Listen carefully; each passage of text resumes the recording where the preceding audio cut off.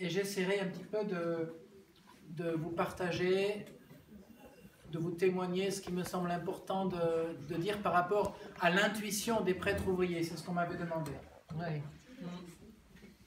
J'ai dit quand même un petit mot d'introduction en disant que je suis très heureux de pouvoir dire que je suis prêtre ouvrier. Je me sens solidaire de cette tradition et de ces copains-là. Je fais partie du collectif des prêtres ouvriers.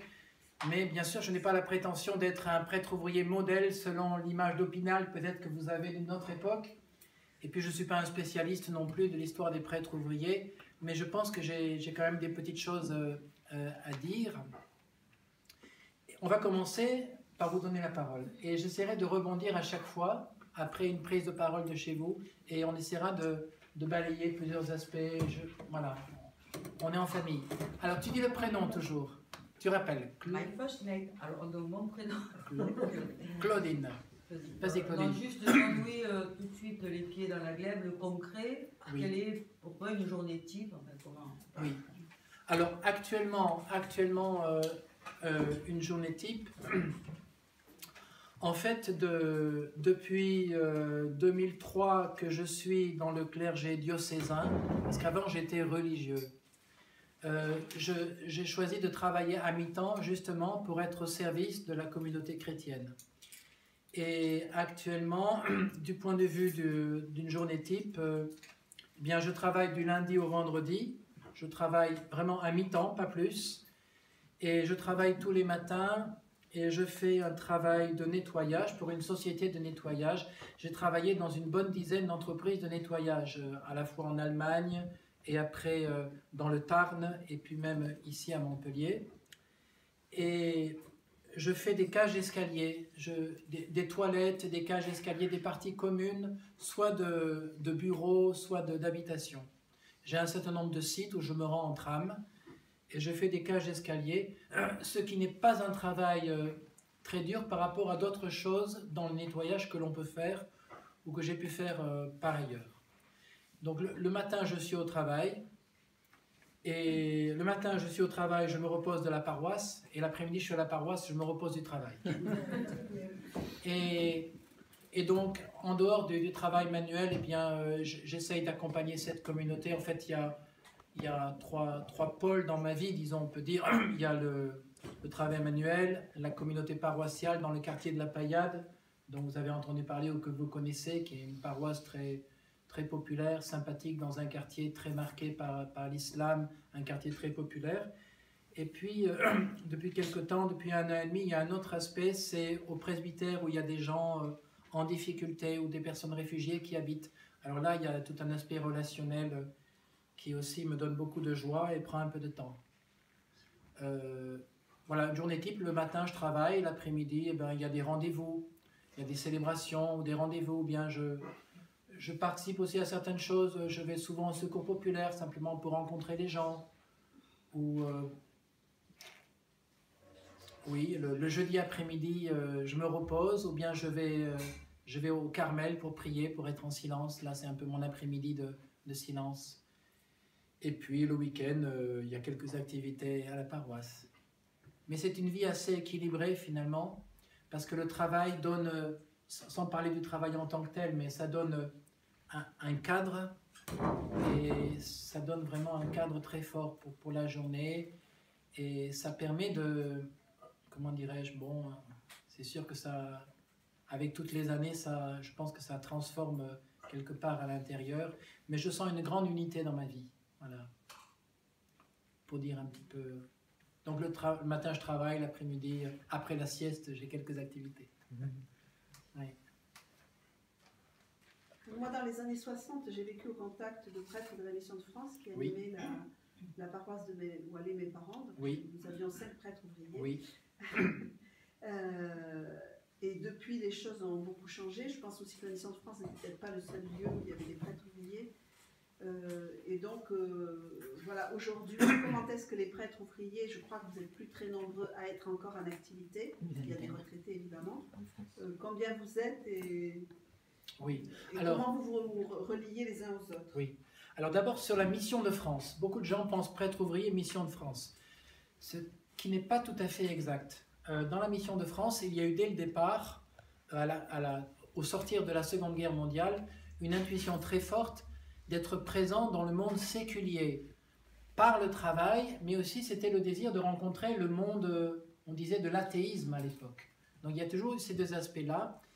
Et il y a eu, et il y a encore, quelques prêtres ouvriers de la mission de France, mais c'est une petite minorité parmi les prêtres de la mission de France, surtout aujourd'hui. Donc, le collectif des prêtres ouvriers, il y a certains prêtres de la mission de France qui en font partie, ou qui participent plus ou moins à nos rencontres, parce qu'ils ont leurs propres rencontres entre eux, mais il n'y a pas d'identité entre les deux choses. Ça, c'est une première chose.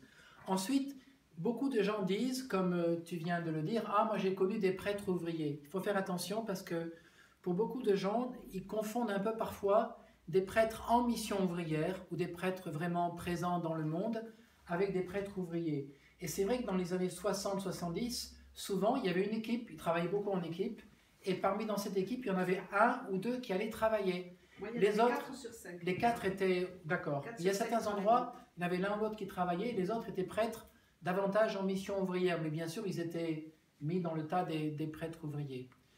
Par rapport au nombre des prêtres ouvriers, pour redire un peu l'histoire, très rapidement, d'abord, la relation entre l'évangile et le travail n'a pas été inventée, bien sûr, au XXe siècle, il y a toujours un lien, et puis vous comprendrez bien qu'étant donné que notre fondateur, si je puis dire, était ouvrier à Nazareth, était un artisan, c'était pas le dernier des ouvriers, c'était un artisan d'un petit village. Cette dimension de l'incarnation à travers le travail, ça a toujours marqué l'Église, mais pas spécialement le monde des clercs. Et ça marquait surtout, me semble-t-il, le peuple de Dieu, bien sûr, qui essayait toujours de vivre sa foi dans une vie quotidienne de travail, mais ça marquait aussi la spiritualité des moines, hein, le travail, etc., mais pas tellement dans le sens, on était quand même dans une autre époque. Et puis, il y a eu, je pense qu'il y a eu toujours l'un ou l'autre prêtre qui, pour des raisons apostoliques, partageait le travail des gens, plus ou moins, soit à la campagne, etc., mais c'était un peu des exceptions. Et puis, dans la conception tridentine, vous voyez, tridentine du Concile de Trente du prêtre, c'était presque un oxymore de dire prêtre ouvrier, hein. C'était presque une espèce d'incompatibilité entre le prêtre, il y a une accentuation dans la spiritualité de le prêtre dédié au sacré, l'incompatibilité avec le travail manuel avec les mains, l'onction, etc. Voilà. Mais quand même, il y a eu, même avant la Seconde Guerre mondiale, l'un ou l'autre prêtre en Allemagne, en France, qui étaient ouvriers. Et puis il y a eu l'essor de la jeunesse ouvrière chrétienne dans les années, entre les deux guerres. Donc ça a beaucoup marqué. Et puis, ce qui a beaucoup marqué, ça a été cette vive conscience qu'il y a eu, je ne sais pas, vous avez entendu parler, les plus anciens, de ce livre de Daniel et Gaudin, France, Terre de Mission, France, Pays de Mission, qui a beaucoup marqué pendant la guerre. Et puis les intuitions du cardinal Suard, qui disait qu'il y avait une espèce de mur, c'était vrai, entre ce qu'on appelait, surtout à l'époque, la classe ouvrière et le monde de l'Église, etc. Ça, c'était cette conception. Et puis, pendant la guerre, il y a eu des événements qui ont fait que les religieux et les prêtres étaient très proches des gens à travers l'expérience du STO, à travers l'expérience de la captivité, de la guerre, des camps de concentration, etc. Donc, lorsqu'ils sont revenus de la guerre, ils n'étaient plus les mêmes, hein.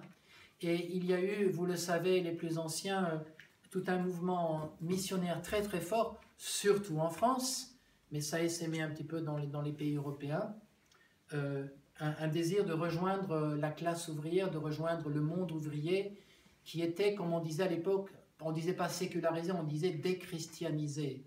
Il s'agissait de refaire chrétiens nos frères, hein. Ce désir apostolique d'aller vers ceux qui ne sont pas dans la communauté rassemblée, qui était souvent une église plus bourgeoise, etc. Et il y a eu des religieuses, il y a eu Madeleine Delbrel, il y a eu les petites sœurs, les petits frères, il y a eu des dominicains, hein, qui ont été beaucoup engagés comme prêtres, oui, même des jésuites, et puis des prêtres diocésains. Mais en fait, les prêtres ouvriers de la première génération, ceux qui ont subi le coup d'arrêt de 1954, ils n'étaient pas très nombreux, ils étaient une centaine. Ils étaient une centaine, mais ça marquait beaucoup à l'époque parce que la France était davantage chrétienne qu'elle est aujourd'hui. Les affaires de l'Église intéressaient beaucoup les gens. Et c'est quelque chose qui rompait bien sûr avec l'image traditionnelle du prêtre. Mais en fait, dès le départ, il y a eu des dénonciations, des incompréhensions. Il y avait, vous savez, à l'époque, c'était la grande peur du marxisme, etc., etc. Et donc, c'était pas... Il y a eu une incompréhension assez forte, malgré le soutien de plusieurs évêques français. En fait, Pie XII, qui était un pape, très conservateur, mais il n'était pas contre. Enfin, il disait il faut être prudent, tout ça, il fallait l'encadrer, etc. Le futur Jean XXIII était davantage réticent à dire la vérité, il semblerait. Et Paul VI, le futur Paul VI, quant à lui, était très proche de tous ces mouvements un peu venant de France, spirituels, etc. Donc il était plutôt sympathique par rapport à ça. Mais il y a eu des dénonciations. Il y avait en fait, on pourrait dire deux choses, même si la première était sans doute plus explicite et la seconde plus implicite, mais avec du recul, c'était le plus important.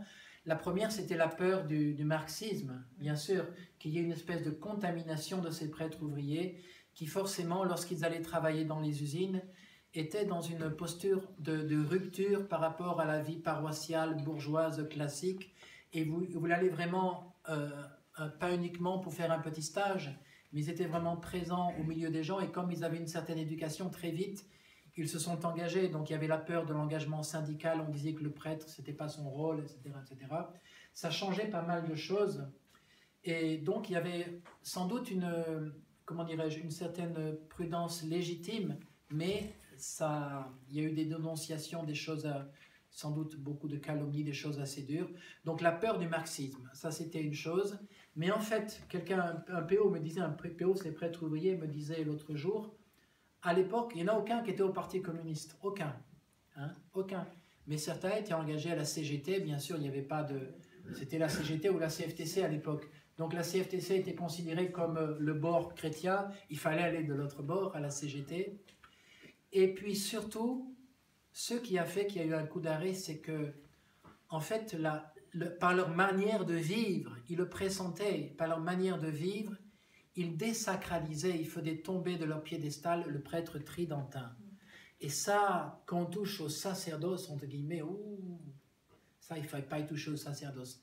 Et c'est vrai que de fait, un prêtre ouvrier qui travaillait à plein temps, qui avait des engagements syndicaux importants, bien sûr, il ne disait pas son bréviaire à la fin, et puis il ne prenait pas le temps de célébrer la messe, etc. Donc, de ce fait-là, il y avait une certaine peur, on se disait, et puis l'un ou l'autre prêtre a arrêté le ministère. Donc il y a eu ce coup d'arrêt où on a interdit le travail à plein temps, ou bien à des conditions vraiment qui étaient impossibles, etc. Alors à l'époque, il y a eu cette grande réunion qu'ils ont faite à Paris, les PO, alors dans le langage de l'époque, les soumis et les insoumis. Alors à peu près la moitié ont accepté les conditions qui étaient posées par Rome, et ils ont quitté le travail manuel à plein temps dans les mines, etc. Et d'autres ont continué. Mais en fait, ce qui est paradoxal, c'est qu'entre 54 et 65, le redémarrage des prêtres ouvriers, il y a eu plus de prêtres qui travaillaient qu'avant le coup d'arrêt. Parce qu'en fait, d'abord, ceux qui travaillaient à la campagne, c'était un peu particulier. Les religieux, ils ont eu certaines... il y a eu des destinées diverses. Et puis certains évêques certains ont accepté de travailler à temps partiel, etc. Mais ils ont continué. Donc ça ne s'est pas perdu. Et de 54 à 65, il y a eu pendant des années et des années des délégations de certains prêtres ouvriers, peut-être accompagnés de l'un ou l'autre évêque, qui ont été à Rome pour plaider la vocation des prêtres ouvriers. Et pendant des années, personne ne les a reçus. Ils ont continué à y aller, et finalement, ils ont été acceptés. Et ils ont été soutenus aussi par certains théologiens, comme le Père Chenu en particulier. Et puis, bien évidemment, avec l'ouverture du Concile Vatican II, avec les intuitions du Concile Vatican II, il y a eu la réautorisation des prêtres ouvriers en 65. Et là, donc ils étaient une centaine au départ, pas très nombreux, mais après 65, d'abord il y a eu des périodes transitoires. Il ne fallait pas qu'ils s'engagent dans les syndicats. On ne disait plus prêtre ouvrier officiellement, on disait prêtre au travail. Il ne fallait plus dire prêtre ouvrier, mais en sourdine on disait prêtre ouvrier. En fait, ce nom de prêtre ouvrier, il n'y a pas eu de fondateur des prêtres ouvriers. Il n'y a pas eu de fondateur. C'est les gens qui ont dit, mais vous êtes des prêtres ouvriers. Hein. Et il n'y a pas eu de fondateur, il n'y a pas eu de figure dominante. Ce n'est pas comme la fondation d'un ordre religieux. C'est simplement... Et après 65, ils étaient en lien avec la mission ouvrière, mais on a gagné quand même une certaine indépendance. C'est une association, un collectif de prêtres. On n'a pas de statut canonique particulier. Certains sont religieux, la plupart c'est des prêtres diocésains lambda et qui dépendent de leur évêque. Mais il y a une association qui permet de nous aider à se rencontrer, à se soutenir, à partager, c'est très fraternel. Et les prêtres ouvriers ont été en France jusqu'à peu près plus de 800 à la fin des années 70. Donc il y a eu quand même... Et puis ça a essaimé dans d'autres parties d'Europe, en Belgique. D'abord, en Belgique, ça avait déjà commencé... il y a eu un coup d'arrêt en 55 en Belgique. Et puis en Allemagne, il y en a eu quelques-uns en Allemagne, en Belgique, en Espagne, en Italie. En Angleterre, ça a essaimé de manière un peu différente chez les anglicans. Moi, j'ai participé l'an dernier à une rencontre européenne des prêtres ouvriers. La moitié n'était pas prêtres, la moitié c'était des femmes. Et c'était très mélangé, des protestants, catholiques, mais avec cette sensibilité d'intuition des prêtres ouvriers. Et ça a essaimé un petit peu aussi en lien avec la théologie de la libération pour des prêtres européens qui étaient en Amérique latine, etc. Mais il n'y a pas eu de renouvellement, à la fois parce que ce n'est pas dans l'air du temps. On peut dire, sans dire des choses de manière caricaturale, c'est que depuis 78, il y a quand même un retour en arrière depuis le pontificat de Jean-Paul II. Et ce n'est pas du tout dans l'air du temps. On le comprend bien, Jean-Paul II avec ses origines, etc. Ça n'a pas du tout été... Et moi-même, j'étais au séminaire entre 86 et 91. On n'en parlait jamais. Jamais on en parlait. Ou encore dans l'histoire de l'Église, etc. Alors qu'à l'époque, il y en avait encore pas mal. Alors maintenant, aujourd'hui, le collectif s'est réduit. Beaucoup sont en EHPAD. Beaucoup sont partis auprès du Père éternel. Et en fait, dans le collectif, je crois, il y a à peu près 350 cotisants, mais il y en a entre 200 et 250 qui sont encore en capacité physique de participer à des rencontres dans des régions, etc. Et nous sommes une quinzaine à travailler encore. Vous voyez un peu le tableau. Donc c'est un collectif vraiment... au niveau français au niveau français. En Allemagne, il y a 2 prêtres ouvriers en Allemagne, en Belgique, il y en a un ou deux à la retraite, en Espagne, au Catalogne, il y en a un qui travaille en Catalogne. Les Anglais, c'est particulier, ce sont des femmes prêtres, mais qui ne sont pas ouvrières, qui travaillent comme dans le monde séculier, mais pas forcément dans... Parce que chez les prêtres ouvriers, si vous voulez, ça c'est important de le dire, c'est pas simplement de se dire on va essayer d'être apôtre en étant présent dans le monde séculier, en travaillant avec les gens. Ça, on a en France aussi des gens qui ne sont pas dans le collectif des prêtres ouvriers, qui sont avocats, médecins, il y en a quelques-uns, etc. Mais on voit bien que chez les prêtres ouvriers, il y a quand même le désir d'être du côté un peu des humiliés, des plus bas, des plus pauvres, etc. Il y a une dimension politique, hein, mystique et politique. Hein, c'est vraiment cet aspect-là. Alors maintenant, les prêtres ouvriers sont... Les anciens peut-être étaient plus marqués, etc. Par une époque aussi où on travaillait facilement dans les grandes industries, on trouvait du travail à plein temps. Maintenant, c'est difficile. La plupart des prêtres ouvriers qui travaillent actuellement, soit ils sont dans les EHPAD, par exemple, ou bien il y en a qui est à la poste, un qui est transporteur de routier. Enfin, moi, je suis dans le nettoyage. Voilà, on travaille là où on peut aujourd'hui, mais c'est aussi la précarité des gens d'aujourd'hui. Hein. C'est voilà pour répondre un peu, enfin pour prolonger. Donc maintenant, c'est vraiment très très peu de choses. À une certaine époque, peut-être on peut dire les prêtres ouvriers, ils sont ceci, cela. Maintenant, il ne se donne même plus la peine de le dire parce qu'on n'existe pas numériquement. Voilà. Dans le diocèse, en fait, il y a eu un prêtre ouvrier que je n'ai pas connu, Claude, qui est mort il y a quelque temps. Un prêtre ouvrier, Claude Rask, un nom comme ça, ça ne dit rien. Il y en a eu, mais mais le diocèse ici de l'Hérault a été très peu marqué par la mission ouvrière, en fait, ici. Voilà, Dominique Pacreau est venu quelque temps. Il y a René Sournac, que vous connaissez. René Sournac, 93 ans. Lui, il a été meurtri par la reine. Non, en fait, non, pas du tout. Enfin, il a été meurtri. Comme lui, il était à la campagne, il ne s'est rien passé pour lui. Il était à la campagne, tranquille, de la mission de France. Il a continué avant comme après. Vous savez, hein, on se fait des images un peu totalitaires, mais dans les faits, les évêques en sourdine, ils essayaient d'arranger les choses comme ils pouvaient, en quelque sorte. Hein. Voilà. Comment dire? Alors moi, dans ma manière d'être prêtre ouvrier, moi je ne suis pas contre l'idée de prêtre au travail, mais je ne le dis pas volontiers parce que je me sens solidaire de cette histoire. Parce qu'encore une fois, prêtre ouvrier, ce n'est pas simplement un prêtre qui travaille là comme ça, en plus de la paroisse, c'est l'inverse. Hein, la dimension d'apostolat plus explicite, plus traditionnelle, pourrait-on dire, est une conséquence, et j'espère est marquée par cette vie. Hein. Mais pour moi, la première mission, c'est aller au travail, même si bien sûr on ne fait pas de prosélytisme, même si bien sûr on n'est pas très engagé. Bon, pendant 7 ou 8 ans, j'étais délégué syndical dans une société où c'était possible. Maintenant, actuellement, c'est plus possible. Donc, je n'ai aucun engagement syndical. Je ne vois pas où je le mettrai d'ailleurs maintenant. Mais, comment dirais-je, c'est une présence, quoi. C'est un apostolat de présence. Il y a une dimension un peu contemplative de gratuité. Je pense à la réflexion que faisait un PO lorsque un prêtre, quelqu'un lui disait, mais quand même, il y a plus de prêtres, vous allez pas, il ne faut pas aller travailler, il faut rester dans les paroisses. Oui. Ouais, c'est justement quand il y a moins de prêtres qu'il faut qu'il y ait des prêtres ouvriers pour manifester que l'Église doit être missionnaire. C'est une des manières parmi d'autres, bien sûr. Hein? L'Église n'est pas d'abord faite pour la petite frange des brebis qui restent à la maison, mais pour les autres. Hein? C'est une manière parmi d'autres je n'ai pas trop de prétention par rapport à ça, de le manifester. Mais en tout cas, c'est ce qui est important, je pense. Moi, ce que je peux dire pour moi, je n'ai pas préparé de topo, mais on m'avait demandé de faire l'un ou l'autre. Je pourrais prendre, si vous voulez, des témoignages, des articles que j'avais faits.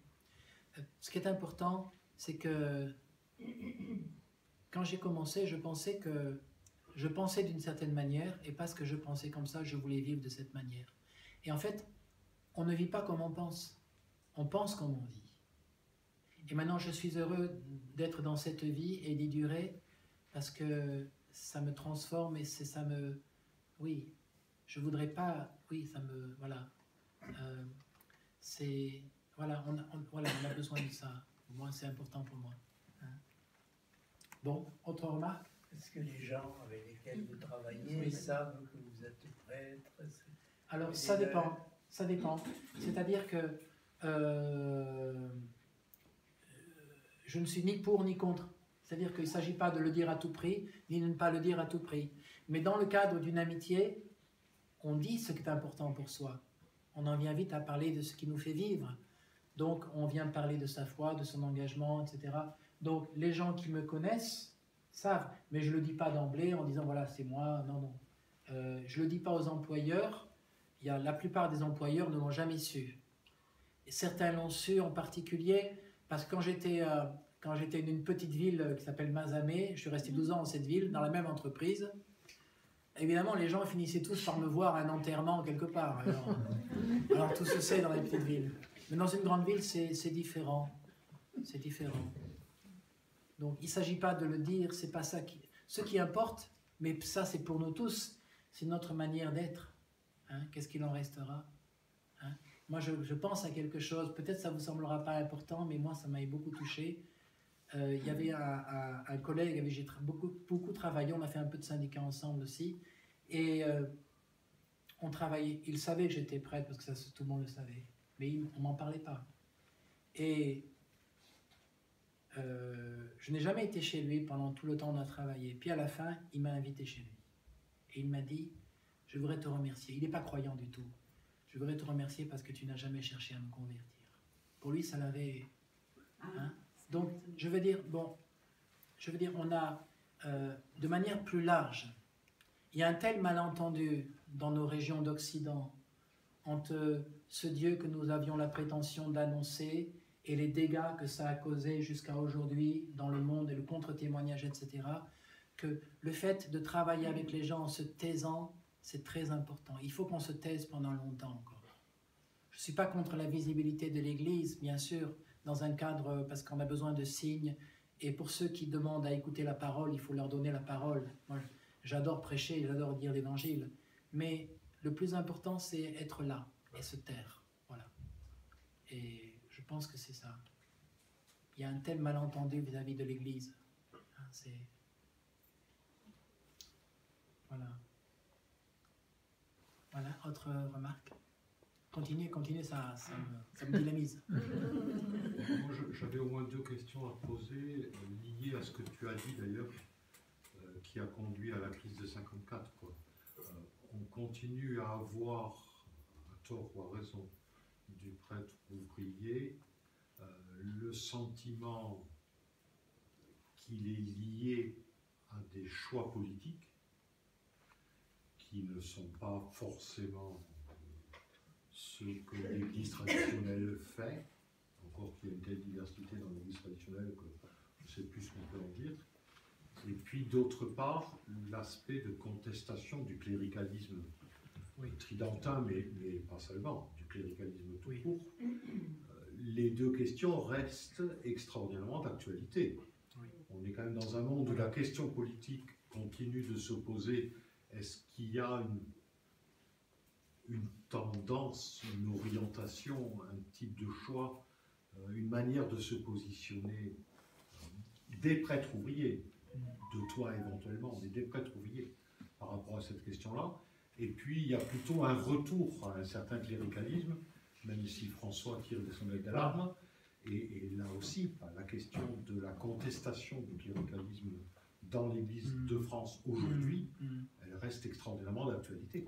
Et du coup, voilà, est-ce que le collectif a une position? Est-ce que tu as une position qu'est-ce qu'il en est aujourd'hui de ces 2 grandes questions, d'une typologie politique et d'une typologie, entre guillemets, anticléricale? Oui. Alors, par rapport au collectif, c'est clair que les prêtres ouvriers sont clairement à gauche, ça c'est clair. Cela étant, il y en a très peu il y en a assez peu, je pense, qui sont dans un parti politique. Beaucoup sont à la CGT, certains à la CFDT, mais la plupart c'est la CGT. Mais comment dirais-je, certains sont au Parti communiste, mais ça fait partie pour eux de l'insertion avec les gens, qui ne sont pas dans l'idolâtrie, je pense. Mais c'est clairement, évidemment, c'est clairement à gauche. En réaction, au départ, la réaction était très forte, maintenant, dans la nouvelle génération, moins forte, mais la réaction était très forte par rapport à une église qui était identifiée au monde bourgeois, au capitalisme, surtout à l'époque, etc. Donc il y avait... certaines personnes doivent penser, sans même le dire, mais quand ils voient quand même que... Alors là aussi, moi, je ne suis pas très bien placé pour le savoir, parce que la plupart des prêtres ouvriers, les anciens, leur participation à la vie paroissiale traditionnelle, c'est simplement remplacer un copain ou faire un baptême, etc. Dans le cadre de leur travail ou certaines choses. Moi, je suis quand même, j'ai un ministère reconnu dans la communauté de l'Église, etc. Donc, ce qui les intéresse, c'est surtout mon côté paroissial, en quelque sorte. Donc, ça permet de nous rendre davantage, peut-être, politiquement correct, mais on est clairement à gauche. Enfin, moi, je me sens aussi clairement à gauche, mais je n'ai jamais été dans un parti politique et je ne voudrais pas l'être, quoi. C'est pas mon sujet, quoi. On a une autre responsabilité. Justement, ce qui a été souvent un témoignage, souvent, c'est que les prêtres ouvriers, quand bien même ils étaient au-devant des actions syndicales, je pense à un en particulier, il avait laissé le témoignage de quelqu'un qui respectait les autres, quoi, qui était toujours pour même s'il était d'une manière qui se voulait évangélique, quoi. Il n'était pas du côté des plus durs, même s'il était très actif, quoi. Donc il y a une manière d'être présent.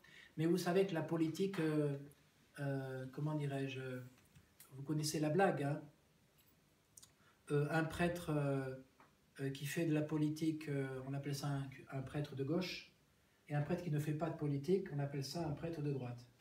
Hein, on n'échappe pas à la politique. On n'échappe pas à la politique, mais on n'est pas obligé d'être dans la partialité, dans le sectarisme, dans la politique politicienne. Ça, c'est une première chose. Par rapport au cléricalisme, les prêtres ouvriers, et pas que les prêtres ouvriers, aussi dans la vie religieuse, et une certaine forme de vie religieuse, des petites communautés insérées, qui ont imprégné toute la vie religieuse, qui ont changé un petit peu une certaine image de la vie religieuse apostolique. Et sans doute que le ministère des prêtres ouvriers a permis de faire évoluer le sens du ministère. Vous savez que dans le concile, dans le dernier texte du concile, on a ajouté cette dimension de présence aussi, y compris par le travail des prêtres ouvriers. Ça a été voté finalement. Et donc ça a transformé un peu avec une... Comment dirais-je? L'accentuation, c'était quoi? C'était de dire que d'abord, que le prêtre n'est pas d'abord l'homme voué au sacré. Il est d'abord celui qui annonce l'évangile. Hein? Cette dimension d'annonce de l'évangile, ça c'est par rapport au prêtre tridentin. Et oui, ça c'était un aspect important. Mais aujourd'hui, on est dans un temps de régression très forte, malgré le brave pape François. Mais on est dans un temps de régression très forte. Mais plus que jamais, alors que nous sommes en train de disparaître, moi je plaide, l'avenir de l'Église, c'est les prêtres ouvriers.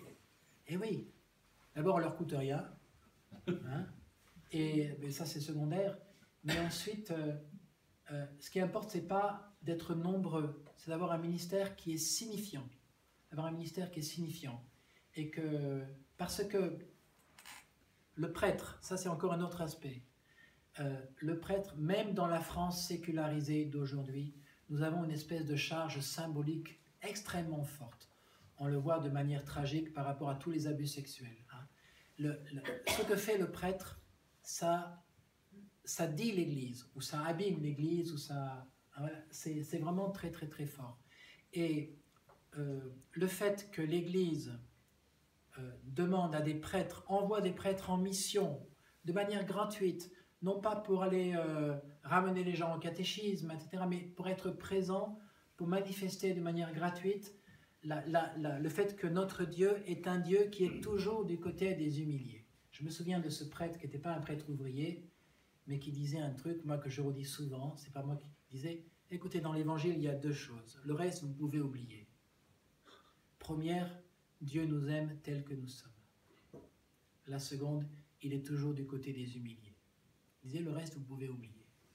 Et c'est bien de redire ça. Dieu est toujours du côté des humiliés. Alors bien sûr, l'Église, et puis tous les militants laïcs d'Action catholique, et même les autres, par leur présence auprès des malades, par leur présence dans l'action politique, syndicale, etc., tout ça, ce sont des signes. Mais le fait que quelqu'un qui est envoyé avec le sacrement, ça dit quand même quelque chose de très fort par rapport, mais c'est un service parmi d'autres. C'est un service parmi d'autres. Et ça reste valable aujourd'hui, parce que, oui, on arrive à un modèle de ministère, je caricature peut-être un peu, mais une nouvelle génération de prêtres en France, ils passent leur temps, pas tous, mais ils passent beaucoup de temps, ou quoi c'est non, il y a le presbytère, la salle de catéchisme et la sacristie. Mais c'est-à-dire qu'on a fait une confusion entre le spécifique et l'essentiel. Le spécifique du prêtre, c'est qu'il préside la communauté, c'est il a une responsabilité particulière quant à l'annonce explicite de l'évangile, quant au sacrement. Ça, c'est le spécifique. Mais ils ne font plus que ça. Et toute la partie immergée de l'iceberg, le plus important, la présence auprès des gens, non. S'il n'y a pas de vie partagée avec les gens, comment on va leur annoncer l'évangile? Et donc le fait d'être prêtre ouvrier, je suis un peu obligé en quelque sorte, tant de temps par jour, et puis ça imprègne ma vie, d'être là d'une manière tout à fait qui est dans une espèce de désappropriation de cet état clérical, quoi. Je suis heureux d'être prêtre ouvrier parce que j'espère que ça m'aide à ne pas être trop clérical, mais c'est pas pour ça que je le fais, mais j'espère que c'est une conséquence de ça. Hein? Bon, il y a des prêtres ouvriers qui sont quand même autoritaires comme les autres, hein.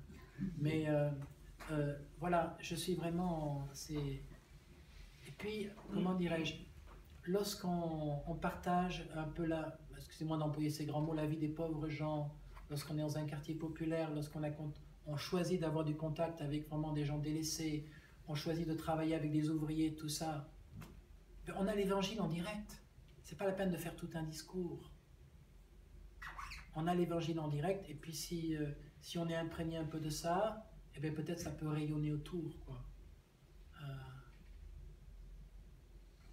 J'espère. Et l'Église a besoin de ça, hein, plutôt que de boucher les trous en faisant venir des gens de partout. Hein.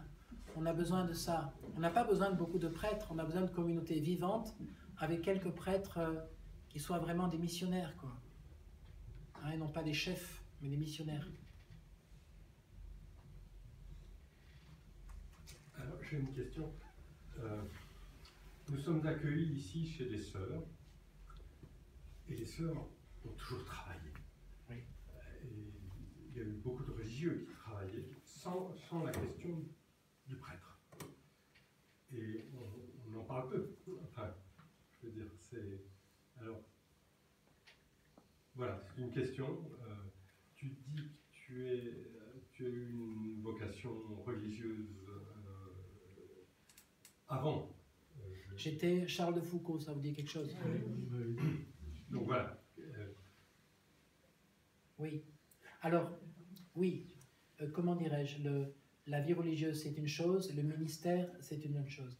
Et il est clair que comment dirais-je, le sens du ministère presbytéral, il est bien sûr ordonné à la communauté rassemblée pour rappeler à cette communauté qu'elle est toujours rassemblée au nom de Jésus, hein, non pas au nom d'elle-même, mais au nom du Christ. Hein. Il fait le lien avec la tradition en quelque sorte. Hein. La communauté n'est pas fermée sur elle-même, le prêtre il est un petit peu en vis-à-vis en quelque sorte. Il rappelle à la communauté qu'elle est toujours rassemblée et envoyée par le Christ. Hein. C'est vrai.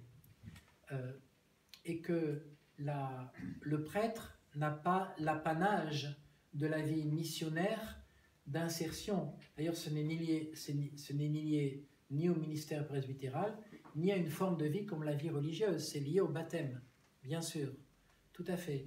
Et je peux dire que moi, de toute façon, le baptême, c'est l'essentiel. Le reste, ce n'est que service. Hein.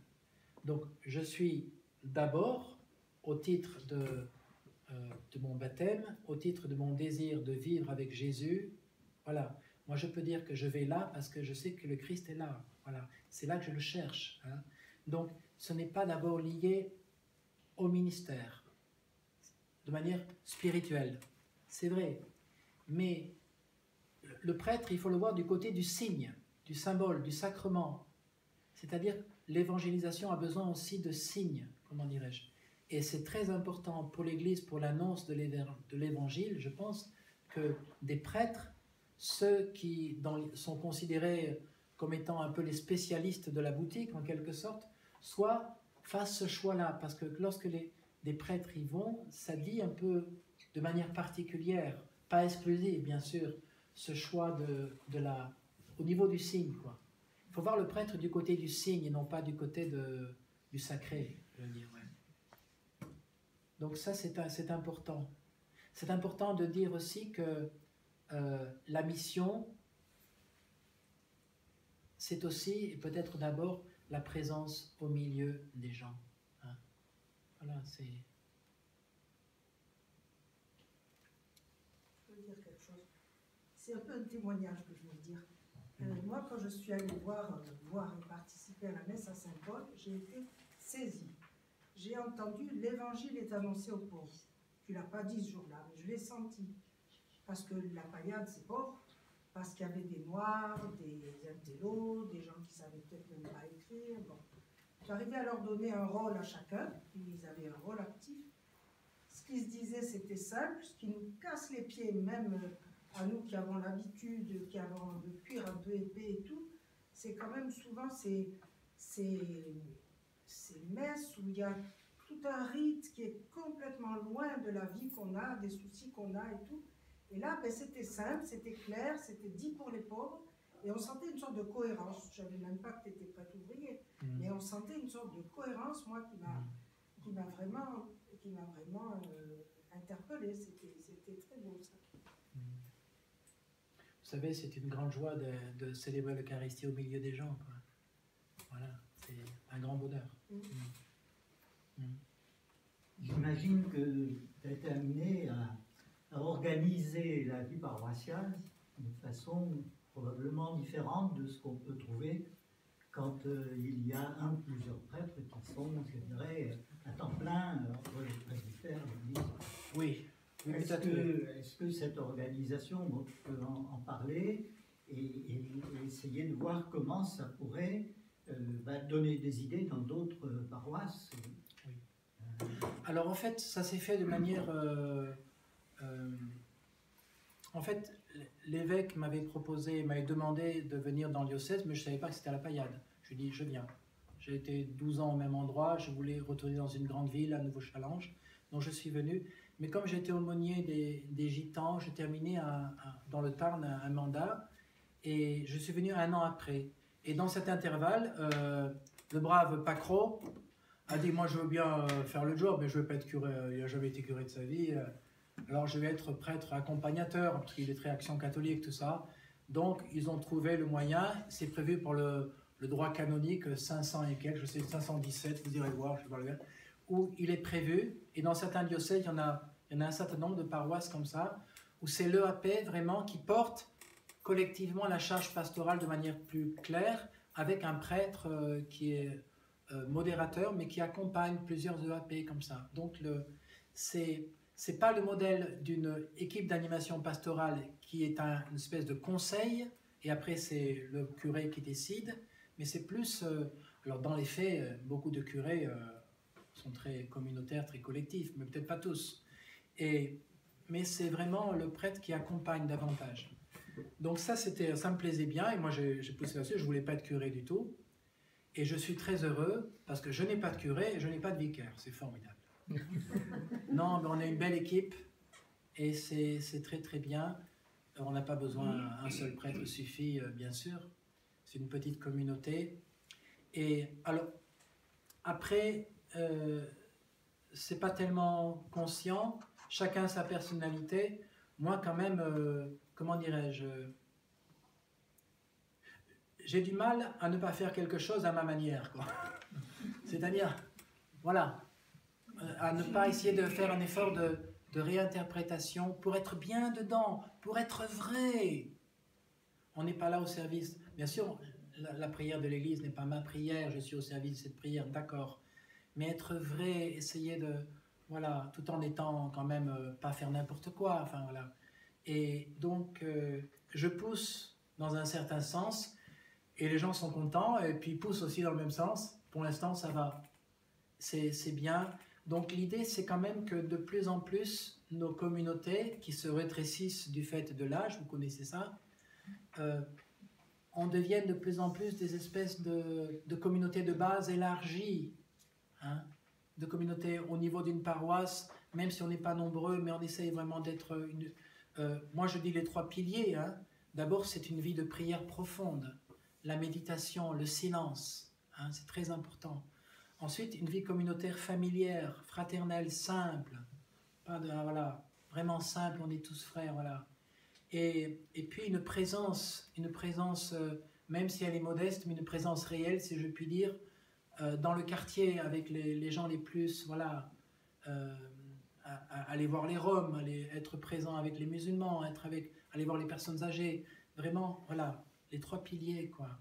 La prière, la vie communautaire et être du côté un peu des pauvres, une vie simple, quoi. Et ça, moi je pousse dans ce sens. Je ne suis pas un grand organisateur, ni un grand ceci, cela, mais je pense voir clair. En tout cas, moi je veux faire ça. Bon, tant qu'on me laisse faire ça, je fais ça. Voilà. Et c'est bien, oui. Je pense que ça va dans le bon sens. Et c'est un peu l'avenir de l'Église. Enfin, ça peut être une des formes d'avenir de l'Église. Plutôt que de faire venir des prêtres de partout pour boucher les trous et entretenir un système moyenâgeux clérical qui n'ira pas loin, hein, eh bien, essayer de mettre en valeur la communauté. Voilà, la communauté avec quelques prêtres, hein, qui sont là au service de ces communautés. Bon, bien sûr, ils ne décident pas tout, ils nous voient partout, etc. Mais voilà. Le problème, c'est qu'il y a de moins en moins de chrétiens dans la force de l'âge capables de porter nos communautés. Ce n'est pas le manque de prêtres le problème, c'est le manque de chrétiens. C'est le manque de foi. C'est ça qu'il faut. Ça. Ouais. Madame. Après tout ce que vous venez de nous dire, Oui. est-ce que vraiment vous vous sentez un serviteur inutile? Je ne sais pas. Je ne sais pas. Je ne sais pas si je suis un serviteur. Mais en tout cas, je suis heureux et je sais que le Seigneur m'aime. Voilà. Le reste, je ne sais pas. C'est pas à moi de le dire. Parce que le mot inutile, moi je pense que nous sommes les ambassadeurs du Christ et que Dieu a besoin des hommes pour qu'ils soient connus. Et en ce sens, moi je me sens utile. Bien sûr. Voilà. Alors, bon, peut-être on ne va pas refaire le Oui, commentaire, mais inutile dans le sens que nous ne sommes pas le centre, quoi. Voilà, nous ne sommes que serviteurs. Et voilà, on est invité à passer de l'égocentrisme au service. Cela étant, il faut reconnaître qu'on est capable de faire de belles choses et que le bon Dieu nous a donné de grands oui, bien sûr. Et puis, on est appelé à être engagé dans le monde, pas uniquement là de manière... bien sûr. Mais c'est dans l'attitude intérieure qui change. Voilà. Hein. On peut être très activiste et très égocentrique. Voilà. Et c'est deux choses différentes.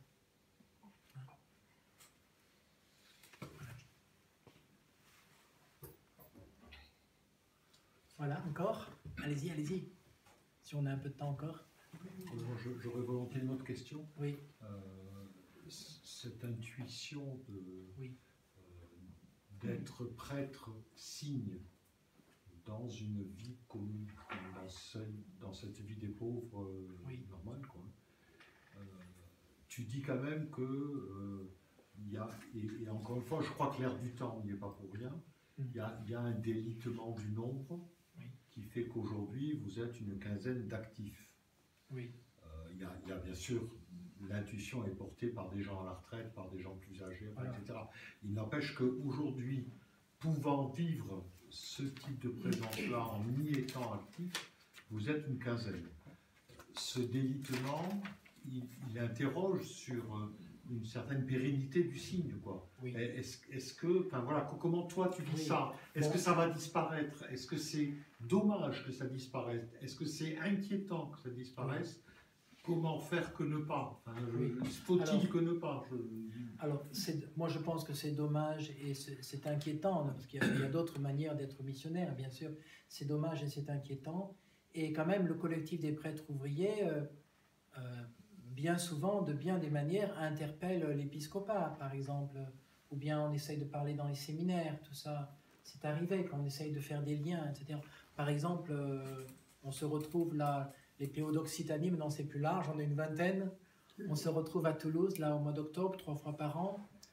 Eh bien, on a des liens un petit peu avec le séminaire. On a demandé au supérieur du séminaire d'être notre expert, c'est-à-dire donc on va essayer d'avoir des liens un petit peu. Mais le fait est que si les évêques n'appellent pas explicitement, s'ils n'ont pas ce sens missionnaire pour appeler explicitement à ce ministère, ça ne peut pas éveiller. Si on n'en parle pas, ça ne peut pas éveiller. Les évêques, ils sont au mieux ni pour ni contre, bien au contraire. S'il n'y a pas un type qui dit c'est ça ou rien, voilà.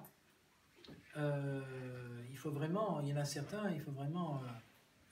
il faut avoir de la personnalité parce qu'on te dit mais non, quand même, on a besoin de toi, ceci, cela. Il faut vraiment en vouloir. Ah oui, c'est presque les évêques considèrent comme un luxe d'aller travailler. Mais oui, quand c'est comme on a besoin de toi aux paroisses, etc.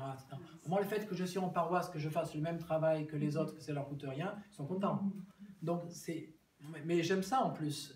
C'est pas une espèce de compromis vis-à-vis. C'est mon désir. Donc tout le monde, ça va très bien. Mais quand même, t'as fait les études, tout ça, ils font, oui. Mais ils ne sont pas contre de manière idéologique, mais simplement, c'est tellement dur aujourd'hui, vous savez, les pauvres évêques. Ils sont débordés, les pauvres. ça a un rapport, le fait que ça intéresse ou pas des futurs prêtres ou des jeunes, est-ce que ça peut avoir un rapport avec la crise du militantisme syndical et politique? Bien sûr. La crise du ministère presbytéral est en partie liée avec la crise de l'engagement dans les associations, dans le militantisme, en partie. Mais il y a une crise, crise en général c'est bref, mais là c'est un délitement progressif qui est lié à la sécularisation, qu'on n'arrête pas. Qu'est-ce que tu veux dire par là? La sécularisation, c'est que c'est un mouvement qui fait que nos sociétés, de plus en plus, à tort ou à raison, s'organisent sans référence à la transcendance. On n'est pas contre, mais c'est pas l'anticléricalisme d'antan, c'est davantage... On n'est pas contre Dieu, mais on ne voit pas quelle place il peut avoir dans notre monde. Et ça, c'est ça continue petit à petit, c'est très fort. Et même dans les pays... Alors, c'est très fort parce qu'on est judéo-chrétien et que la sécularisation, c'est une invention judéo-chrétienne. Mais avec aussi le phénomène économique, etc., ça s'installe aussi dans d'autres régions où les gens sont beaucoup plus religieux, mais petit à petit, même si c'est plus difficile pour un Africain ou un Asiatique de ne pas être religieux que pour un Européen, évidemment. Enfin, de ne pas être... Et puis, il y a aussi, bon, il y a une crise, là, pour le coup, depuis 10-20 ans, avec l'histoire des abus sexuels. Là, vraiment, il y a une espèce de contre-témoignage qui ne fait que... Bien sûr, ça c'est sûr. Ça ne fait qu'ajouter de manière radicale les choses.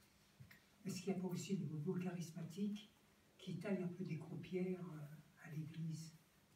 Alors, le renouveau charismatique, en fait, si j'ai bien compris, bon, c'est quelque chose qui justement est devenu fort dans l'Église, justement à la fin des années 70, et qui, avec du recul, ce sont des gens qui disaient, mais écoutez, vous tous là, l'Action catholique, tout ça, les prêtres ouvriers, patati patata, vous avez oublié l'annonce de l'Évangile, les valeurs traditionnelles, la prière, tout ça. Et donc, il y a eu un pendant. Alors eux, ils ont oublié tout le reste. C'est une église davantage centrée sur la louange identitaire, tout ça. Donc on peut dire qu'entre l'Action catholique ouvrière et le renouveau charismatique, c'est le pôle nord et le pôle sud. Et ça fait une espèce de pendant. Il y a une réaction face à ce qu'on a considéré. Vous savez, beaucoup de gens maintenant de ma génération ou de plus jeunes disent « de toute façon, ces curés des années 60, c'est eux qui ont foutu en l'air l'église. Oui. Ils faisaient du social, ils n'ont plus fait la prière, tout ça, etc. » Alors que les curés les plus sympas, ils ont 80 ans. Moi, ceux avec qui je suis le plus proche, ils ont 80 balais. Parce que c'est les curés conciliaires. Moi, je suis né pendant le concile, alors c'est les curés conciliaires, j'aime bien. Mais voilà. C'est cette génération-là qui a formé quand même les autres prêtres. Oui. En partie. En partie, ouais, mais... Déformés. Ils ont été formés aussi par d'autres courants. Ouais. C'est compliqué. C'est compliqué, mais il y a Jésus-Christ. Allez, vas-y. Excuse-moi. Vas-y, Bernard. Je me demande si ce mouvement de sécularisation qu'on ressent un peu avec souffrance parce qu'il y a l'Église s'écroule, les moines chrétiens, les moines prêtres, etc. Je me demande si Dieu n'y est pas pour quelque chose. C'est quand même lui qui gère tout ça. Bon. Quand il envoyait ses disciples en mission, la première chose qu'il leur disait, videz vos poches. Pas de fric, pas de relâche de rechange, videz vos poches. Et où on doit aller? Il faut partir, vous irez, il n'y a pas d'adresse, il faut aller ailleurs. Je me demande si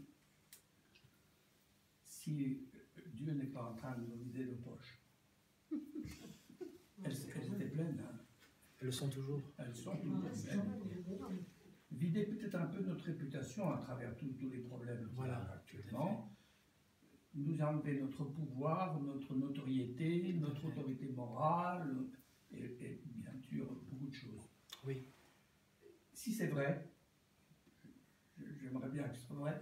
Oui. Ça veut dire que c'est une période très positive. Oui, oui. Qui nous prépare, qui nous invite, qui nous prépare, qui nous envoie à une mission complètement nouvelle, qui n'est plus de continuer ce qu'on a toujours fait, d'aller dans notre domaine, mais d'aller, on ne sait pas où, et on n'a pas à savoir où pour le moment.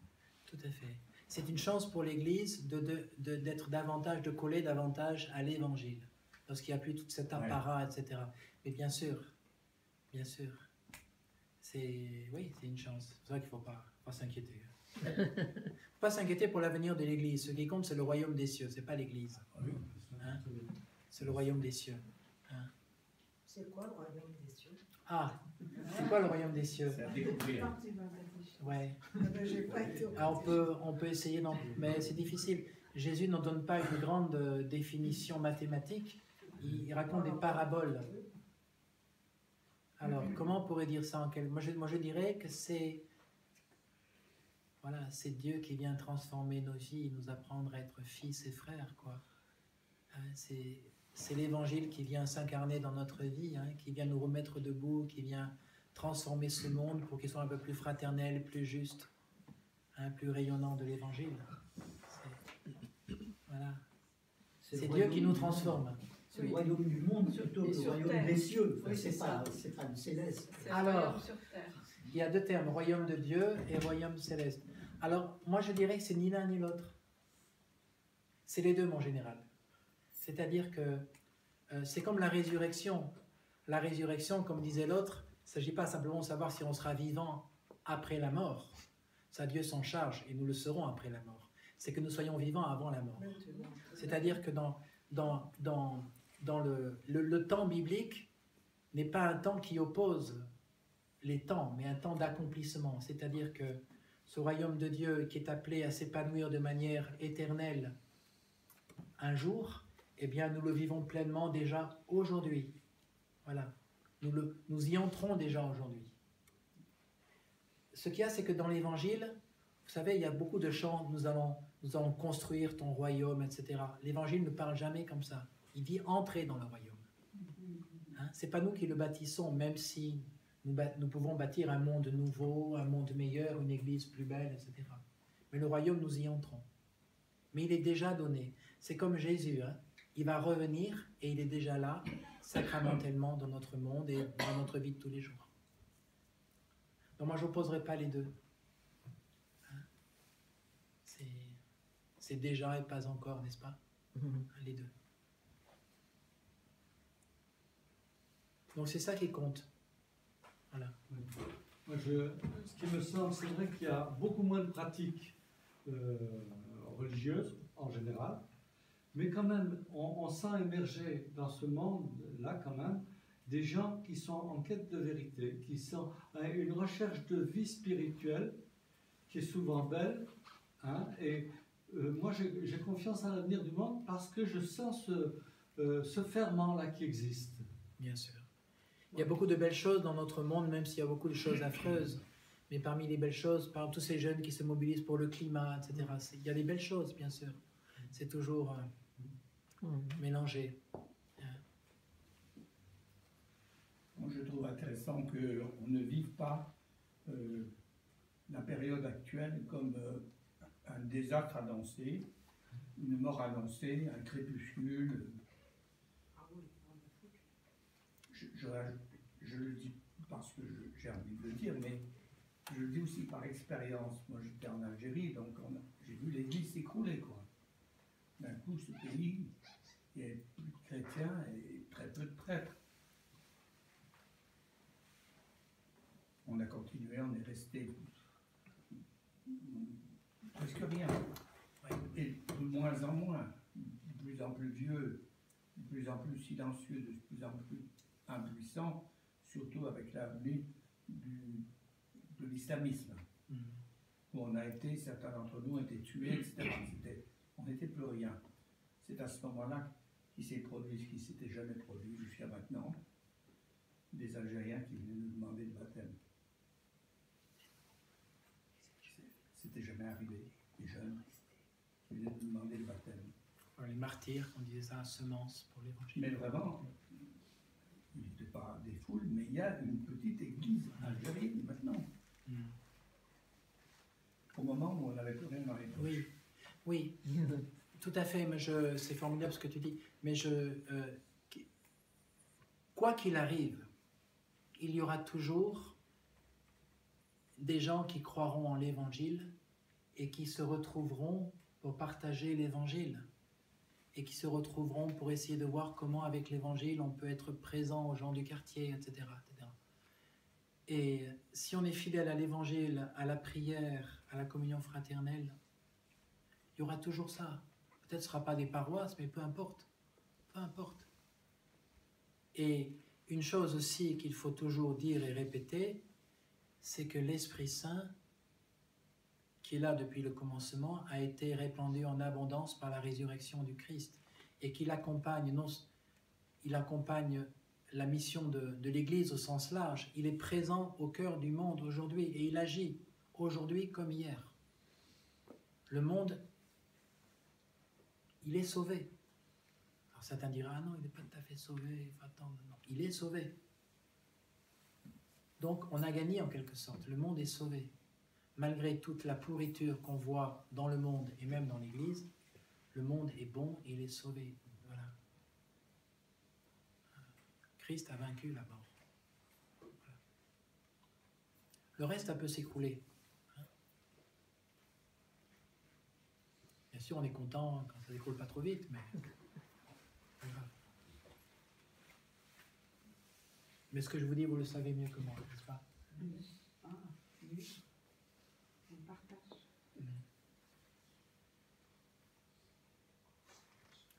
D'autres remarques?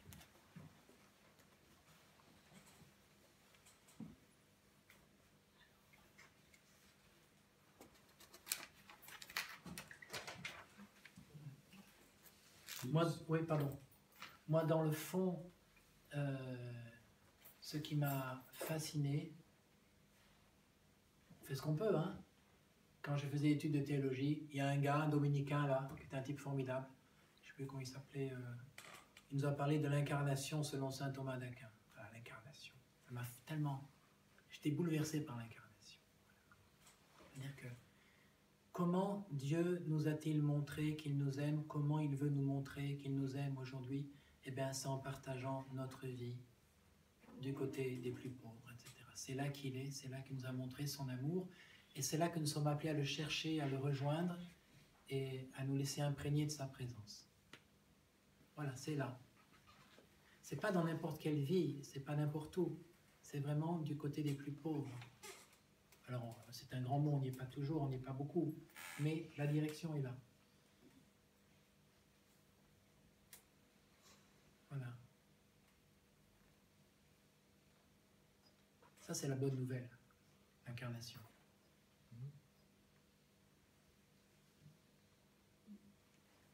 Voilà. Béatrice? Ce que tu dis me fait penser, au fond, ce qui est terrible, c'est que nous ne voulons pas être pauvres. Alors que justement, c'est parce que nous sommes fragiles, pauvres, misérables, que nous sommes sauvés. C'est pas parce que nous sommes des gens bien. Et nous passons notre temps, je passe mon temps, à essayer d'être quelqu'un de bien, alors que c'est plutôt de reconnaître ma fragilité, ma faiblesse, parce que c'est là, et Paul le dit, qu'il y a un avenir pour la vie, plus grande que moi, plus grande que ce que je peux maîtriser, et il me semble que ça concerne tous les croyants. Et je trouve que ce que tu disais tout à l'heure de ce que tu vis à Saint-Paul ou à Saint-Thomas, il y a des moments où il y a des choses, ça a dépassé tout le monde. Il y a des prises de parole, enfin je pense à la prise de parole de Marcus le soir du jeudi saint. Moi, je trouve que c'est incroyable, quoi. On a reçu de lui une parole que personne n'aurait pu imaginer. Je ne sais pas s'il l'avait tellement préparé ou imaginé. Oui. Et au fond, la confiance que tu lui as faite, dans sa fragilité, hein, d'homme porteur de handicap. Ah oui, c'était bouleversant. Ouais. Et ça nous a apporté quelque chose d'extraordinaire. Oui, c'était vrai. Parce que c'était vrai qu'ils étaient dans... Eh bien, c'est-à-dire que il a prêché le jeudi saint dans le sens de c'est dur de se laisser laver les pieds. Parce que lui, qui était un homme en pleine forme, il était directeur d'une école au Gabon, et puis il a eu un accident de la circulation, et maintenant il est en fauteuil roulant avec des gros problèmes au niveau de la colonne vertébrale, et etc., de la vessie, tout ça, c'est très compliqué. Et donc, apprendre à se laisser laver les pieds, tout ça, c'est difficile. Donc il a fait un témoignage qui était une homélie extraordinaire pour le jeudi saint. Mais c'est ça le point de pauvreté, etc. Moi je peux en parler comme ça, mais je n'ai pas une maladie grave, je n'ai pas connu d'épreuves très fortes dans ma vie. Si un jour ça arrive, on en reparlera. Pour l'instant, ce que je dis, c'est... On ne devrait peut-être pas trop le dire, faire des grands discours. Mais quand Marcus parle, ça la profondeur. On sait que c'est du vrai, quoi. Mais quand nous acceptons de parler de ce qui nous a profondément blessés, oui, c'est pas mal. Même si c'est pas oui. forcément une catastrophe oui. comme la catastrophe de Marcus, enfin bon. Bien sûr. Or, nous passons notre temps à éviter de parler de ça. Oui. Alors que c'est exactement à cet endroit-là oui. que nous sommes sauvés. Oui, bien sûr. Et je le fais, je passe mon temps dans le monde et Par ces blessures, nous sommes guéris. Oui, bien sûr. Oui, on peut dire que l'incarnation aboutit, le sommet de l'incarnation, c'est la croix, théologiquement. Ayant aimé les siens qui étaient dans le monde, il les aima jusqu'au bout. Et ce n'est pas un sacrifice au sens traditionnel religieux, mais un service. Serviteur. De la manière dont il lave les pieds, de la manière il a été sur la croix.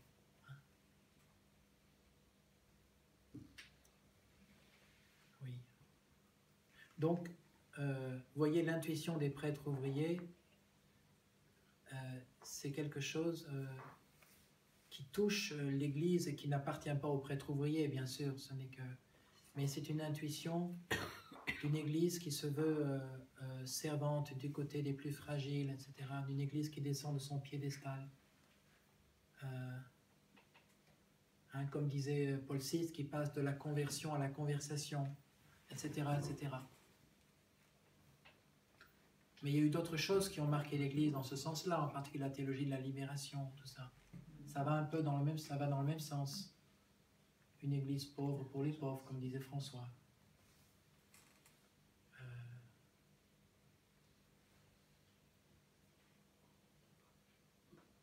Mais bon, entre le discours et notre vie, il ne faut pas être naïf, il faut être lucide.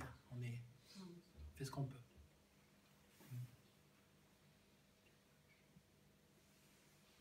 Ça va? Ça va très bien. C'est bon?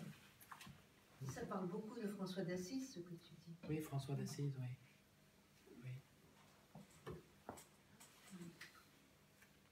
Sauf pour c'était une autre époque, bien sûr.